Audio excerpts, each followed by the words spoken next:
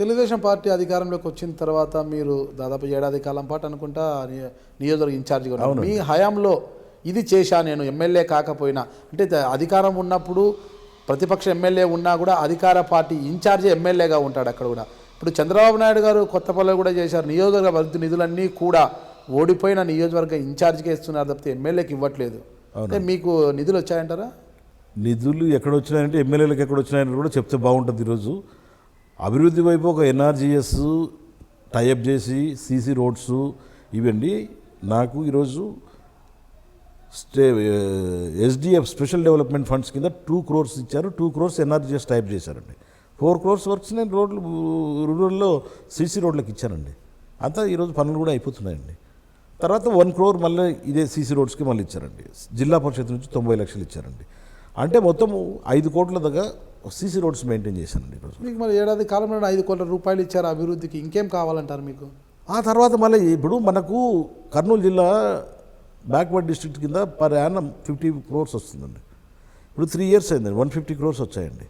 150 crores ఈరోజు రెండో విడత కూడా వచ్చేసి స్టార్ట్ అవుతుందండి. ఇప్పుడు రెండో విడత వచ్చినప్పుడు ఒకరికి చేసి ఒకరికి చేయకపోతే వ్యత్యాసం వస్తుంది కండి, ఆ వ్యత్యాసం వస్తుంది. అఖిలప్రియ గారికి ఎక్కువ చేశారు అంటారు. వాళ్ళు వచ్చిన తర్వాత వాళ్ళకి ఇచ్చింది 2 crores అండి. నేను మొదటి నుంచి ఉన్నా కాబట్టి నాకు 2 crores ఇచ్చారండి. ఎక్కువ తక్కువ అని కాదు, నేను మొదటి నుంచి ఉన్నవాడిని, నాకు 2 crores ఇచ్చారు. వాళ్ళు వచ్చి జాయిన్ అయిన తర్వాత ఆ 2 crores వాళ్ళు 50-50 చేయాలా. నేను చెప్పేది అది. ఇప్పుడు నన్ను ఈక్వల్గా చేయాలన్నప్పుడు వాళ్ళు దాంట్లో సమానంగా ఏది వచ్చినా కానీ దాన్ని ఒక కోఆర్డినేటర్ని పెట్టేసి ఇది మీరు ప్రపోజల్ చేయండి, మీరు ప్రపోజ్ చేయండి అని చెప్పాలండి. ఆ ప్రపోజల్ లేకుండా పోయిందండి. అది సరే, ఆడ మీకు గుర్తింపు లేదు, మీరు ఉన్న ప్రతిపక్షంలో ఉన్నట్లనే గుర్తింపు అనేది కదండి. అక్కడ మీకు గుర్తింపు ఉన్న ప్రతిపక్షంలో మీకు నమ్ముకున్న వారికి ఏమీ చేయలేకపోతున్నాను. అవునండి. ఇక్కడ ఎమ్మెల్యే అఖిలప్రియ గారు వచ్చిన తర్వాత మీకు ప్రాధాన్యత తగ్గింది అంటే మీకు అంటే మీ వర్గానికి తగ్గింది, మీ వర్గానికి ఏమీ చేయలేకపోతున్నారన్న ఉద్దేశంతోనే పార్టీ మారాను అంటున్నారు మీరు. అవునండి. అంటే అలాంటి సందర్భంలో ఇప్పుడు కొత్తగా జనసేన వచ్చింది, జనసేన మాకు సీట్లు ఖాళీ ఉన్నాయి, రండి అని హారం కొడతానది ఎక్కడ చూడు. జనసేన బస్సు ఎక్కిండొచ్చు కదా, మళ్ళీ వైసీపీ స్విచ్ ఎందుకు నొక్కారు మీరు? జనసేన అనేది ఇప్పటివరకు రిజిస్టర్ కాలేదండి. అది పార్టీ రేపు ఎలక్షన్ కంటెస్ట్ చేస్తాడో లేదు తెలియదు. అంటే దాని మీరు అనేది మీకు అడుగుతున్నారు కాబట్టి నేను చెప్తున్నాను. రాజకీయంగా ఈరోజు ఒక ప్రణాళిక, ఒక పద్ధతి, ఒకటి ఏదైనా వాళ్ళు రిలీజ్ చేస్తే దాన్ని బట్టి వాళ్ళ ఐడియాలజీ ఏంటి అనే దాన్ని బట్టే ఎవరన్నా ఆయన దగ్గరికి పోవటం జరుగుతుందండి. ఆ ఐడియాలజీ ఇప్పటివరకు ఎవరు రిలీజ్ చేయలేదండి ఆ పార్టీలో. ఆయన ముందు ఏం చేస్తాడో మనకు తెలియదు. ఇప్పటికైతే ఏం చేయలేదండి. ఇప్పుడు చేసిన పార్టీ అక్కడ ఉండేది వైఎస్ఆర్ ఉండేదండి. వైఎస్ఆర్లో ఇప్పుడు సరే నేను ఎక్కడో ఒకసారి పని చేయాలా, నాకు కూడా ఇప్పుడు నేను వైఎస్ఆర్లోకి పోయి చేయాల్సి ఉంటుంది. నా ఇంటికాడ నేను కూర్చొని నా పనులు నేను చేసుకోవచ్చండి. కానీ ఎందుకంటే మా ప్రజలందరూ కూడా మీరు నిర్ణయం తీసుకుంటే ఈ నిర్ణయం అప్పుడు పోదాం మనకు బాగుంటుందని నేను 5,000 మందిని కార్యకర్తలు పిలిచిన తర్వాత వాళ్ళ ఒపీనియన్ తీసుకున్న తర్వాత వాళ్ళు చెప్పిన దాన్ని కట్టుబడి నేను ఈరోజు వైఎస్ఆర్సీపీలోకి పోయానండి. కార్యకర్తల అభిష్టం మేరకే మీరు పోయానండి ఈరోజు.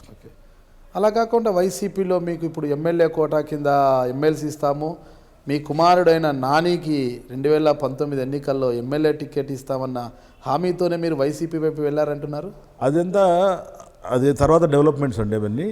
ఈరోజు ఒకటే చెప్తున్నానండి, 2000 ఈరోజు ఎమ్మెల్సీ కోట ఈరోజు వరకు నాకు కన్ఫర్మేషన్ లేదండి. పార్టీ చేస్తే ఏ బాధ్యత ఇచ్చినా చేస్తానని చెప్పినాను. ఇస్తే సంతోషం అండి, ఇవ్వకపోయినా నేను అక్కడ కొనసాగాలని వెళ్ళానండి. 2019 ఎన్నికల్లో కూడా మా అబ్బాయికి సీట్ అనేది మాత్రం కంప్లీట్ ఇదండి. మా ఫ్యామిలీ ఉందండి, మా ఫ్యామిలీలో ఎలిజిబిలిటీ పర్సన్స్ మేమందరం కూర్చొని డిసైడ్ చేస్తామంటారు. మీ కుమారుడు నానికి టికెట్ ఇస్తామని జగన్ గారు ఏమో హామీ ఇవ్వలేదా? జగన్ గారు ఇప్పుడు 2019లో ఆళ్ళగడ్డ అసెంబ్లీ సీట్ మా ఫ్యామిలీకి ఇస్తాడండి. మేము క్యాండిడేట్ ఎవరనేది మేము డిసైడ్ చేసుకుంటాం. మీ ఫ్యామిలీలో ఉండేది మీరు, మీ అన్నగారు. అవునండి, మేమిద్దరం కూర్చొని డిసైడ్ చేసుకుంటామండి. ఆ రోజు ఎట్లా పరిస్థితులు ఉంటాయి దాన్ని బట్టి డిసైడ్ చేస్తాం. నేను మీ గుడివాడ అమర్నాథ్, వైఎస్ఆర్ కాంగ్రెస్ పార్టీ విశాఖపట్నం జిల్లా అధ్యక్షుడిని. మీరు చూస్తున్నారు ఐ డ్రీమ్ న్యూస్.